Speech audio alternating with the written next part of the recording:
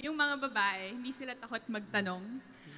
Unlike most of the guys, di ba, takot sila Itanong mo magtanong saan yung direction. daan. Ako na, ako na. Maligaw-ligaw na sila ng ilang oras, di ba? Yung mga babae, hindi sila takot magtanong. And I think, yun yung magandang quality ng girls. So, yun, parang fearless lang sa pagtanong kapag may hindi tayo kaya, hindi tayo takot na humingi ng tulong sa ibang tao. And yeah, at least parang with Mooney kasi collaborative community kami. Kapag may skill kaming kailangan na wala sa strength ng strength namin, we'll partner with people, things like that. So, yun. Excellent. Miss Judith, kayo naman po. I thank the Lord that women are made as multitaskers. Kasi yun ang pinaka-importante, napaka-adaptable natin and flexible. By the time we wake up in the morning, we wear the hat of a wife, nahanda na ba yung breakfast, napainom na ba ang husband ng mga gamot, and then maya-maya, come 9 o'clock, darating na yung staff because I maintain a home office. And then I have to prepare for work, and then sasabihin niya, ma'am, wala na pong stock doon sa store, and then you have to wear the hat of a logistics person. And then mamaya-maya, kailangan pala mag-deliver, then ikaw din yung magde-deliver, and then mamaya-maya, meron na rin mga problem, ikaw din ang troubleshooter. So men are good leaders, but I think women are really created to partner with men to really think of all of these little details in any aspect, either in business or in personal lives. Agree. Miss Rosalie, kayo naman po. All the pressure sa inyo na yan. Well, oo nga, lahat nasabi na nila. Well, women are very meticulous, as you said, ano. Like in our business, I've partnered with 3 other guys. So when we decide on a color, for example, of the spa, they would say, maganda ang red. Sabi ko, anong red? Maroon? Dark red? Light red? So sa paint pa lang, ang dami-daming red. Anong klase? So the women takes care of that. And as Miss Judy said, women are multitaskers. So women can drive, they can also at the same time put on makeup. So they could do that. Okay yan, ha? So they could answer the cell phone while driving also, or they could talk to somebody and think of the menu at night. So women can do that. And women are very charming. So that works. So even in complaints with customers, so sa pagkukulit, to give more discounts to suppliers, so that works. So dapat basta pag ganyan, that's a good strategy actually for me. Basta pag sa complaints department or sa pangongolekta, give it to a female. Because it works a lot better. Like kami, for example, sa negosyo namin, yung security guard sa harap, taga-enforce, we use a female security guard because mas marunong makipag-usap kaysa sa mga lalaki eh. Di ba? Okay. We are talking about mga health, beauty, arts and crafts, all these things encompasses. Actually, they're very ideal business for women. They usually think, ang sarap niya. Pag sinabing beauty, spa, mga accessories, gustong-gusto yung mga yan. Education, naku, alam ko yan kasi I'm a mother, di ba? But it's not that easy. Maybe what I want to give our audience who are here right now is, can you give us a basic step-by-step setup that you went through? Okay? A lot of you said that you took care of everything. Like you, ang rami nagawa, may blog, may ano. How were you able to put it all together? Like Miss Benipaya over here, our supermodel, she gave us certain steps. Can you give us this, maybe for the business that you have, okay? What did you do first? Kumuha muna ako ng stocks, naghanap ako ng supplier, tapos ganito. Because these businesses are the common things that women already love and enjoy naturally. Sige, maybe 2 or 3 people.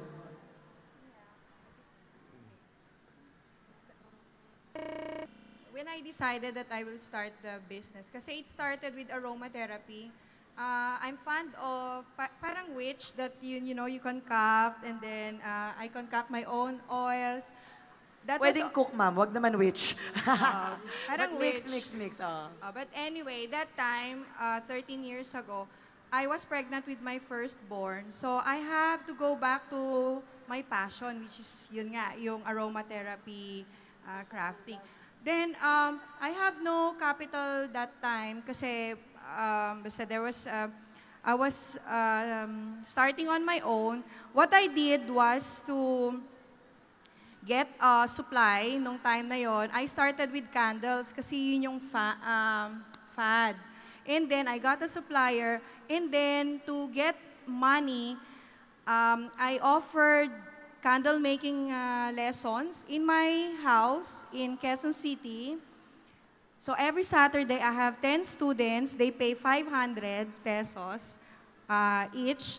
So I get 5,000 for every Saturday. So that parang yun yung nagkaroon ng rollout plan. And then within that year, I asked government institutions like Department of Trade and Industry to help me out in booking yung mga trade fairs.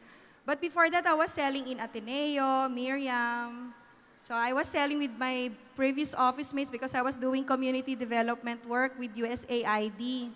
So my boss was like, parang sisiraan ka na ng ulo. Bumalik ka na lang kaya sa trabaho. But I was really determined to prove it kasi there was a baby coming out in a few months. So that was the start of it.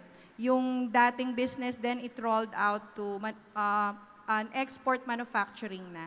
Galing, very clear. Thank you for that. Ruby, Anyone else? did you want to add to that also, as well? To the answer? Okay. No, but I wanted to ask, maybe in relation also to Charles' question, no, what I'm really impressed about with the female.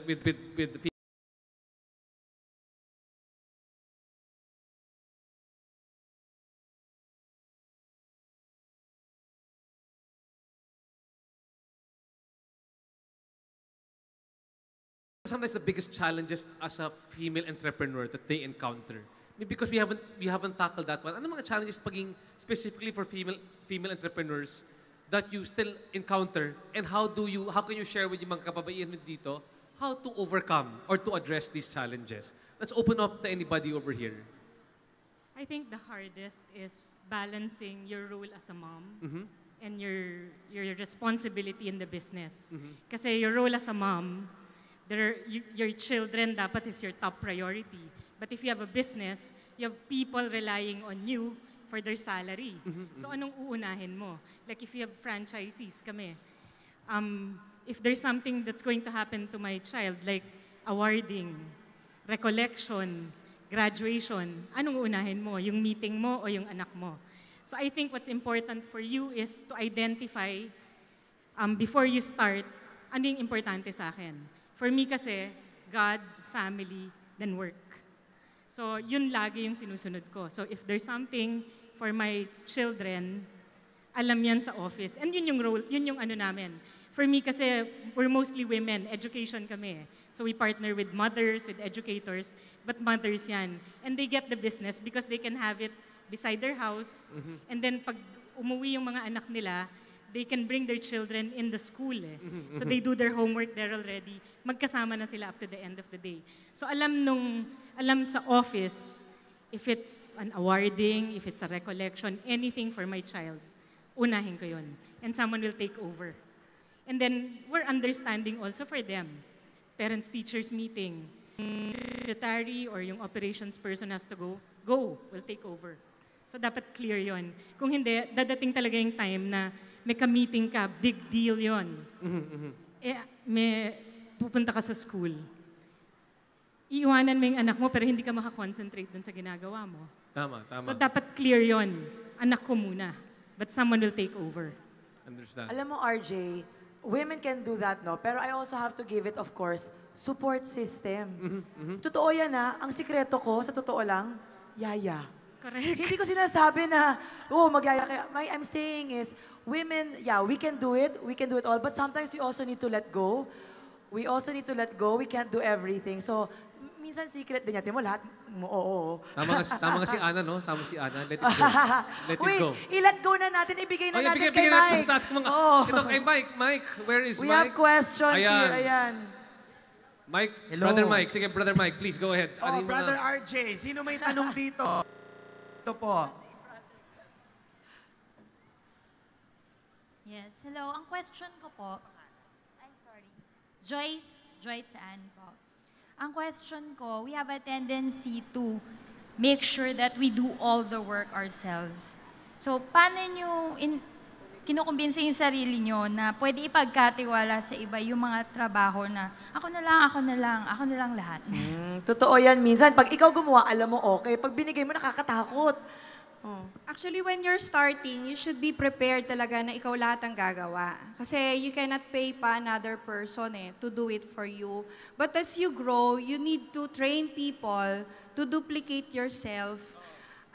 Ako, siguro natutunan ko to the hard way after a decade of doing business. Kasi before, I was like really doing micromanaging everything. I really get burned out a lot. Parang episode ng ups and downs. But recently, as I attend also seminars to enrich myself, I've become more focused. Yung sinasabi ni Ms. Rowie, dapat may ladder ka talaga, God, family, work. So every time that you are confronted with situations na ganun, alam mo kaagad kung ano yung sagot doon. And yon, delegation nga ng trabaho para mas madali buhay mo. You will enjoy life then. To our other panel. Yes po. Sige, Miss. Sagot po. I think one challenge also that any entrepreneur has to overcome is to be able to share the same values to your staff. Not only to the people in your home, mga kasama sa bahay, tama si Ms. Chel, no? Napakalaking tulong nun, but also to your staff na i-embrace din nila kung ano yung values na meron ka as not only as a person but as a company if you have one. Kasi mahirap like you cannot go on with your task, you cannot go on strategizing kung nag-aalboroto yung staff mo.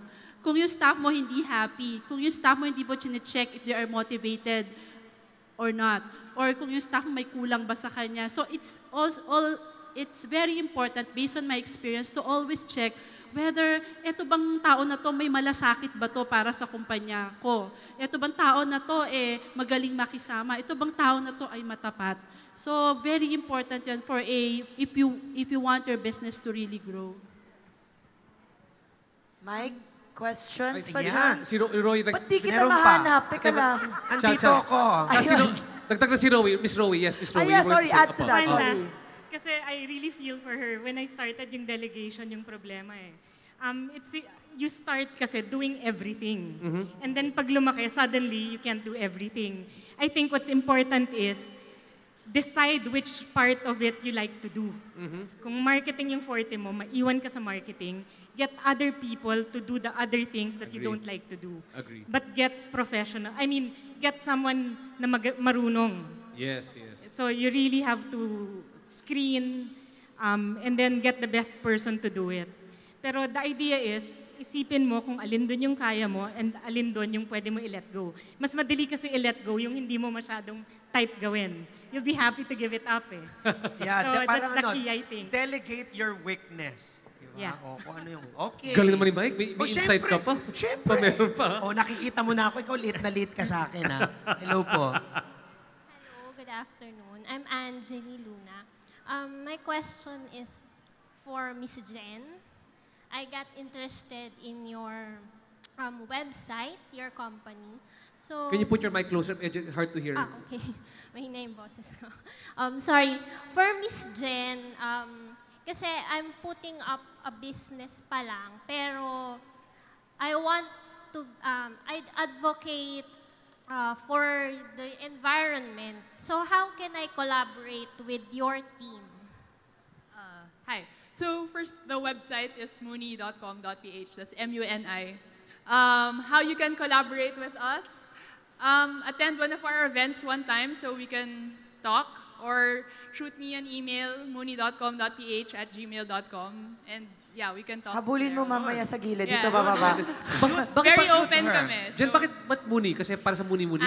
Yes. Galing sa Muni-Muni kasi yun talaga yung main thing na gusto naming i-push, mindful living. So sa lahat ng ginagawa natin, sana minumuni-muni natin bago natin ginagawa para isipin natin paano to na kaka-impact sa sarili natin, sa ibang tao, sa planet, ganyan. So, She mentioned that she also wants to be your competitor. So, no, just kidding. I think Ganun ba it's yun? good. I think it's good.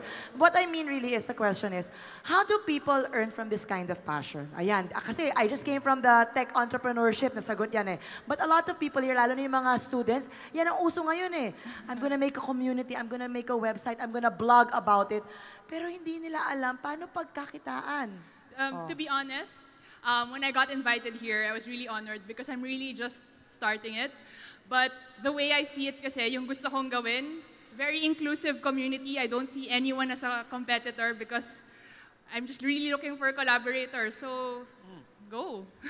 Tama. I mean, wala. Sabihin, Then it follows iniisip pa niya kung paano niya kikita sa negosyong ito. Tama. Parang ganyan. And yun na nga, yung main goal ko talaga, I wasn't driven by money eh. It's more like social it's like a Yes. social enterprise, kumbaga. Social environmental enterprise. Well, Parang ganyan. sige. Okay. Maraming debate about that term. But Sige, basically, Mahirap pa. hindi ko na Hinahanap ko papasok. lang yung paano tayo makakaano sa mga, yes. Yeah, but basically what we want to push nga is mindful living. So, Mindful living, okay. If any business wants to do something that's more socially and environmentally aware, actually kami, support nga namin kayo eh. Kasi, wala. Go. Tama. O yun, no? At least We're a sort of a megaphone and marketing company for cause-oriented individuals, organizations. That's how I see Mooney. So, Yun, yeah. so she's inviting you, she'll shoot you an email, shoot her back, shoot one another. Shoot that. Okay. Okay, great. Do we have another question? May tanong pa po ba if you want to shoot me? Last two na lang. Last two. Ito po si brother na dating sister. Good afternoon po. My wife and I had a husband and wife tandem. Ang question ko po is, how do you pick the right staff for the Totoo business? yan.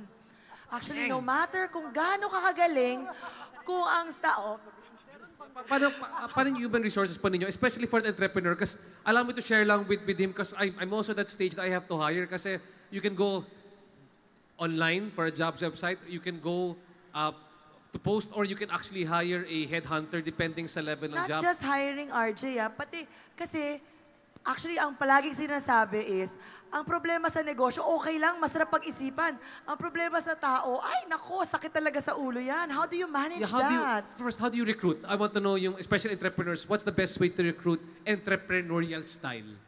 Sino pang may insight? Miss Cheryl, sige kayo muna. Kami kasi nakaikot na kami. We tried agency hiring, we tried direct hiring. Then right now we're doing yung mga staff namin, nagre-regular kami. Kasi they ask contractual lang ba yan? May cycle ba? And even our franchisees, we encourage them to hire their staff on a permanent basis. Like after 6 months, then permanent yung employee. Actually, husband ko yung HR namin. Siya yung hunter. We prefer yung referral, tsaka walk-in. Walk-in din. But we're not doing na yung mga online eh. Before we did that, ang problem namin, parang shooting ka ng kasi walang culture. Tas when hiring people dun sa couples, you have to talk among, kung husband and wife team ito, you have to talk ano din yung priority ninyo na makita dun sa staff. Kami kasi, we believe more on attitude than skill later. Kasi gusto nga namin mas blanco, the better eh. Para mas ma-absorb niya kung ano yung ititrain namin sa kanya. And really, you really should invest time also to train your staff. Kasi ako napansin ko, nung dati, nung one-on-one pa yung training, ako talaga mismo nagtitrain dun sa mga core staff. Parang magagaling sila. Yun. Tapos ngayon, kasi we have trainers now. We're training the trainers to train the newly hired staff. And we do the cycle. Ang bawa, nakuha nyo na yung right mix ng staff. No, don't stop recruiting. We recruit talaga tuloy-tuloy kahit wala kaming need for the staff. Kasi para sila din, they have a sense of pwede ako mapalitan anytime that Parang on their toes yung mga staff mo. On their Yes, toes. yes.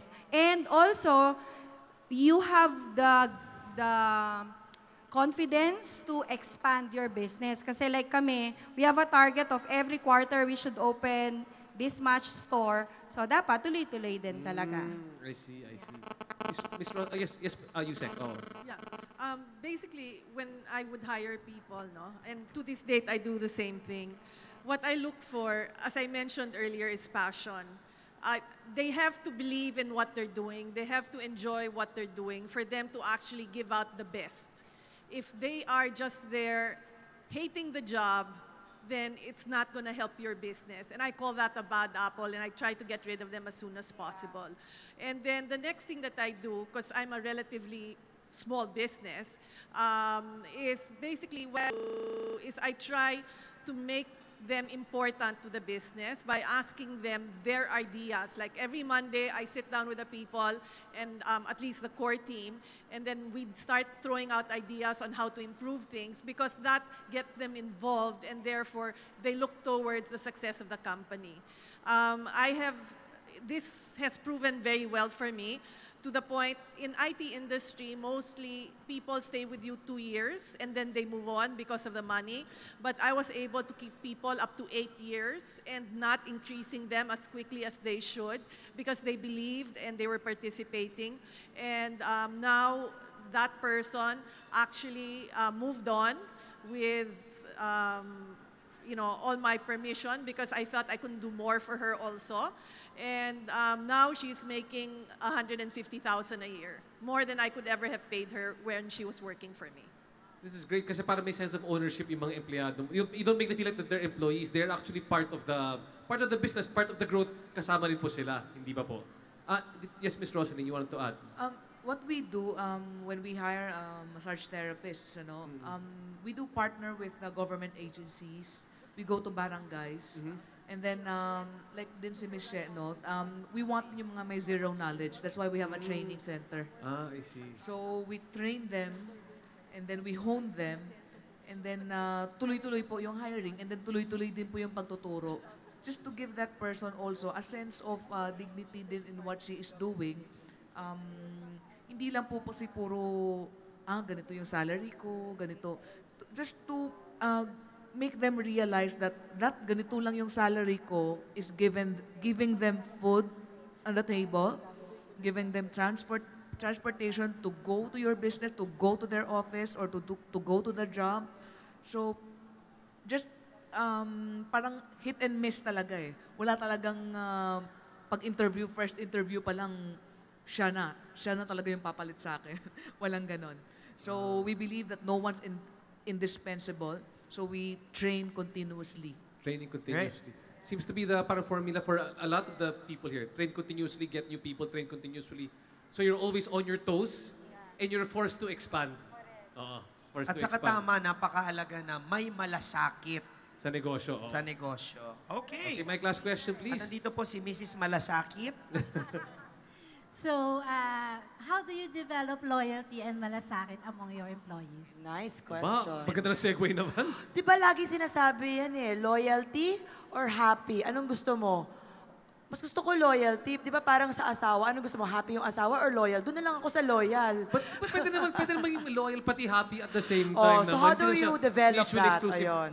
Kaya pa ma'am, sa jewelry business ninyo, maybe you can share with us a bit more. How about how long have your employees been with you for I'm sure kasi you have to train them really. Yes. Sabi nga kanina ni Joey Concepcion, ito yung we give work dun sa hindi nakatapos ng high school and things like that. There are 2 of our employees that has been with us for more than 25 years because they started, sabi nyo nga, nag-exploit kami, 16, 17 years old. Talagang wala pang alam. Kasi mas maganda yung wala silang alam. So we trained them and now they've been with us for more than 25 years. So the question is, how do you make them stay with you? And keep them happy and keep loyal. Keep them happy. It's really how you treat them. It's really how you provide for them. And I think that's the basic things. And then, when their children needs tuition fee money, you support them. When someone's sick, you give it to them. Parang it's their family. That's what we do. They're family to us. You treat them like family. That's where the Yes. loyalty and the happiness Yes. comes from po. Yes. Miss Marina, yes po. You're a motivational speaker. I mean, how do you motivate people? I mean, I think it's a good thing as well. Parang how do you keep people happy and loyal? From you naman, from a motivational standpoint. Sabi ko sana, mag-a-apply na ako. Ako rin yung anak ko, kailangan ko rin, ma'am, ng tuition. Fee. You give them money. Yung motivation kasi na, di ba, na tao, ang feeling ko lang, no, to everything, no, that we've talked about, I think we have to understand also na hindi lahat ng tao katulad natin. Even when hiring employees, iba yung background nila, iba yung way of thinking nila. So for bosses, no, yung sa position ninyo, it's really hard to, ilan bang empleyado yan, di ba? Or ilan ba yung iha-hire? It's really hard to parang one by one, think about what this person is going through in order to get his loyalty. Di ba, iba-iba yung mga needs kasi nila. But I guess, remember the things that we talked about, persistence and passion, di ba? Sabi ko, I think if your people see that in you and you allow them to see that in you, syempre dapat present ka lagi dun sa negosyo, di ba? They will be inspired also. Kasi minsan, ang dami ko na experience na, well, hindi ko sabi ko sa, pero in different institutions, na pag wala yung boss nila, uninspired yung mga tao, and then the ideas run na parang, sige, tagalan na lang natin yung lunch break. Bukas na lang natin gawin yan, wala naman nakabantay. So I think it's a big thing talaga for the bosses to be there, no? Present, as in physically present, so that, number one, they're kept on their toes, the employees are kept on their toes, and number two, yung empleyado, sabi nila, kung yung boss ko talaga nagtatrabaho, dapat ako din. Yun, ganon. Thank you. Yun lang po. Kay Ms. Judith, kayo naman po. Any tips on how to keep your employees happy and loyal? Because ikaw rin, you're working with a lot of people sa staff Oo. Yes, yun nga yung malasakit. Before, ang napansin ko lang, before sila magmalasakit sa atin, dapat tayo din magmalasakit sa So we return, sabi nga ni ma'am, no, na totoo yun, in as much that we pumasok din tayo doon sa kanilang personal lives. Kung if it concerns their work or it's affecting their productivity, ibig sabihin may problema yon. So, yun, i-return din yung pagmamalasakit. But RJ, can I just, hindi lang ako maka-rest dun sa question ni yung husband and wife? Kasi kami husband and wife tayo, diba? And recruiting, no? May nangyari kasi, ikwento ko lang sa'yo, no, sir? May nangyari sa amin na meron kaming kinausap, kasi interview for us is very vital. Doon namin nakikita talaga whether qualified or not. That we post incident situations. Kung ano yung gagawin niya if he's faced with that situation or mag-cite siya ng specific situation like loyalty or honesty. Meron bang sitwasyon na, for example, pwede natin tanungin sa employee na may sitwasyon ba na na-challenge ka, na nakita mo yung pera doon at alam mo na kailangan mo ng pera, paano gagawin mo? So yung mga ganong sitwasyon, nakikita din natin kung ano ang reaction ng mga interviewees natin. And also, sometimes may nangyayari sa amin na hindi kami magkapareho ng husband ko. Ayaw niyang i-recruit, gusto ko. Paano yun? Kasi, sa husband and wife, it also follows na siya din yung president ng business. So, kahit na medyo masama yung loob ko, I give in. I-try natin tong tao na to. Kung okay siya, then we get him. Kung hindi, and then we don't get the person. Pero ang bottom line dito, para hindi kayo magtalo din, is yung alamin din natin bilang mga women entrepreneur who have husbands as partners, kung sino ba talaga ang boss. Yun po. Mahirap Alam yan. mo, I will suggest Go Negosyo Couples Entrepreneurship Summit. Tama. Highly suggesting. Agree. And ladies, we would have wanted more time pa, pero medyo kapos na tayo sa oras. Maybe final tips po. Yes, madam. Sige, Cheryl, we'll start with you. Tips and whatever you want to add on. Quickly, just to wrap up.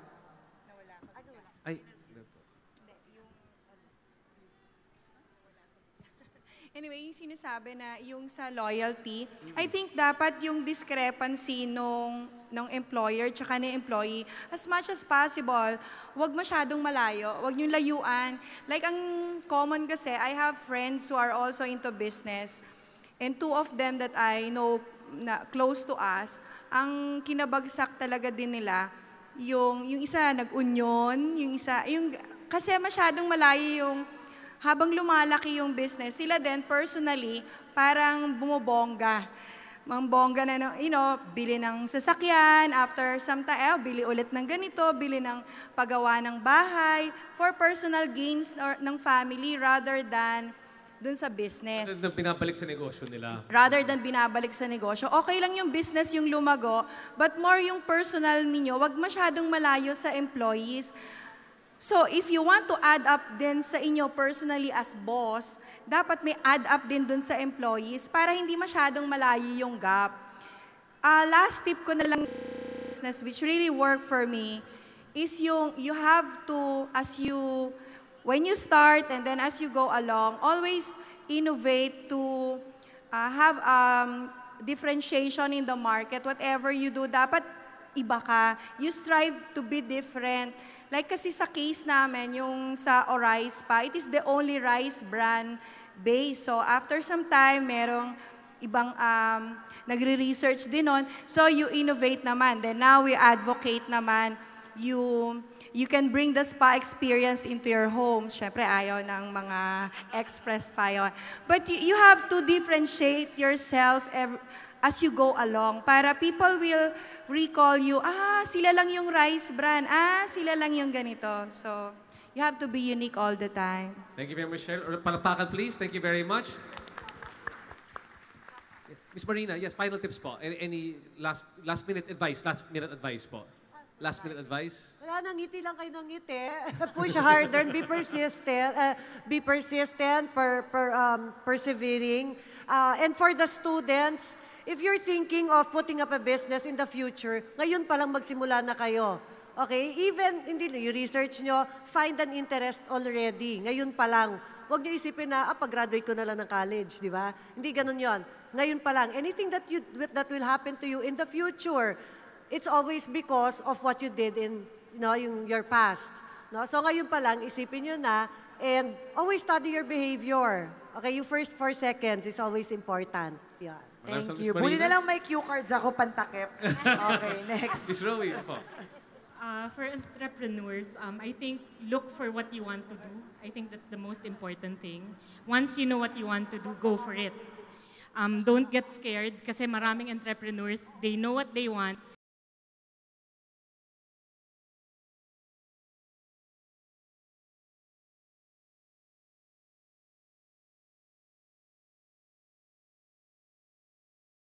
And then, of course, Thank you very much, Ms. Rowie. Yusek Kimson? Taking off from what she said, dream big but start small. Agree. To those who would like to put up a business, ask yourself 3 questions. Where do you excel? Where are you good at? And do you have this discipline, the commitment to follow through? Kasi ayaw mo nang ningas kugon. Gusto mo pag nag-umpisa ka, talagang decided ka na yun ang gusto mong gawin. And the third, how much money would you like to earn? Because as I've said, as I would want to share, it's a myth that you need a lot of money. That's a myth. You can start small. And the last but not the least, pray. Answer that 3 questions. You can pray about it and then you can start the ball rolling. Maraming salamat po. Ms. Jen? For me, it just start with an intention. Parang, sana when you start a business, you're not driven just by money. Of course, you need to make a business that's sustainable, but hopefully makaisip din kayo ng way na kahit paano makakontribute kayo to, tipong sila Toms kanina, pinakita ni Ms. Karina. So, in a way, you don't have to be a social enterprise naman para pwedeng kunyari, restaurant ka, baka you can think of ways na you can offer healthier options. Yung mga simpleng na minsan hindi natin naisip, pero makakatulong din to give better products to your customers. My message is for those who still for people na hindi pa nila alam kung ano yung talagang gusto nilang gawin, but they wanted to go into business. It matters that we stay still, and then, as sabi nga ni Ma'am, we pray, we ask for guidance, and take all the opportunities that you can have. Like, you learn, you attend the sessions, kasi dito ma-encourage tayo na ma-develop yung idea natin, ma-encourage tayo, ma-empower tayo, ma-inspire tayo. And if you will allow me to make an invitation to, I am part of the Network for Enterprising Women, and we will have the 7th Women Entrepreneur Conference on March 12, 8:30 to 12 at the Mandarin Hotel. 15. Sorry. Edit. March 15 pala po. Sorry. Senior moment. March 15 po, I repeat. Pero ito pong conference ito, this will be focused on topics on the ins and outs of franchising for those of you who wanted to venture into established business. And then it will also tackle digital marketing, and also for those who are employed, how to take a leap from employment to entrepreneurship. Maganda yan. Yan. So, if you are interested to make a reservation, kindly check out the Facebook page, Network for Enterprising Women. Thank you very much. Judith, may plugging pa. And last but not least, Ms. Roslyn. So, just a bit of advice, since nasabi na po ng lahat ng magagandang babae dito sa stage, when you go into business, don't be afraid to fail. Siguradong tandem yan, ang success and failure. There's a saying na there are better days. Hindi lahat ng araw talo ka. So, there are better days. Siguradong isang araw, there's no way to go up, di ba? So, you just have to pray a lot. And if you dream big, you just don't just dream. You just have to do something about it. So, yun yung maipapayo ko sa lahat ng mga estudyante at sa lahat ng gustong to go into business and to be your own boss. And if they have bad days, they can get a massage. Diba? Yes. Of course, start small, dream big. Isaac, last tip. Oh. No, I just want to say, whenever you start a business, there is no set path. So know that as you start it, you will run into problems. So you have to constantly change and adapt so that you can create something new and keep on moving. So there's no straight line. It's always sideways, straighten up, sideways, straighten up to get to that end goal, because it is a startup business. You constantly have to morph yourself and change. Agree. Again, a round of applause, please, to all our women entrepreneurs. Maraming salamat. Mike, samahan mo na kami. Can we call on Joey Concepcion to join us here on stage? And of course, Ramon Lopez to join us here. Our Filipino entrepreneurs, please join us here for a little photo op. Stage. Yung mga nandito, I see it, success. Yung mga nakaupo pa dyan. Marami ba kayo natutunan? Yes, diba?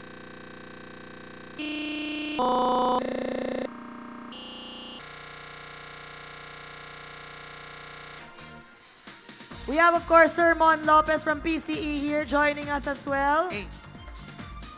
Oh, yeah. Okay. Oh, yeah. Okay, Mike. Ayaw gumana na, Mike. Ayun. Sir Joey, of course, here in the middle. Ayan. Thank you very much.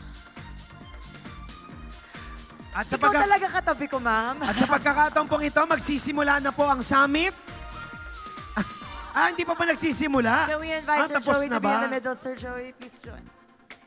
Oh, Mike, come on. Pilipinas, now it's the time. Oh, balance. Okay. Ay pala si Daddy sa gitna.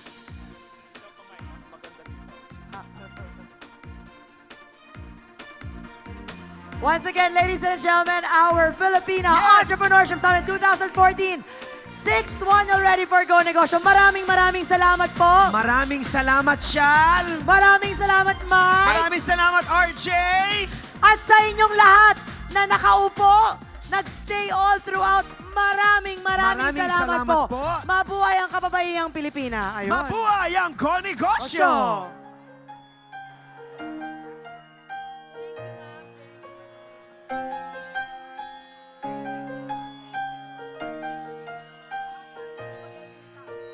Snow glows white on the mountain tonight, not a footprint to be seen.